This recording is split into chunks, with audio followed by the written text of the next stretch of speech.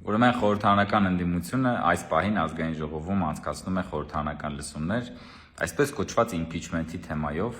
բնականաբար չկա impeachment, իրենք չունեն այդ ստորագրությունները, չեն էլ ունենալու այդ ստորագրությունները, բայց ինչ որ ձև պետքա ցույց տան, որ իրենք քաղաքականապես դեռ կան, գոյություն ունեն, դրա համար տես process է, որի համար այսօր հավաքվել են, ասում, խոսում, բայց գլխավոր միտքը հետեւյալն էր, որ հնչեց, ասում են այս process-ի գլխավոր նպատակն է, որ թույլ չտանք հանկարծ բանը հասնի խորհրդարանական ընտրություններին, որովհետև գիտեն, որ հենց որ իրենք առերեսվեցին ժողովրդի կամքի հետ,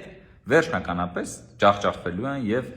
հայտնվելու են համապատասխան տեղում։ Որովհետև գիտեն, որ որևէ պարագայում, որևէ սցենարում ընտրությունների միջոցով իրենք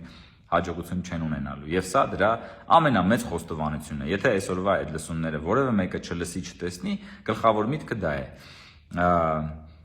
Կամ ինչ լսումներ, ասենք օրինակ։ Պտտվեցին, ինչ ասես արեցին, ում ասես բերեցին եւ այլն ու վերջում եկան հավաքվեցին ու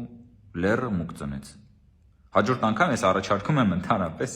հաջորդ անգամ առաջարկում եմ խորհրդարանական մտածումներ անել, ոչ թե լսող,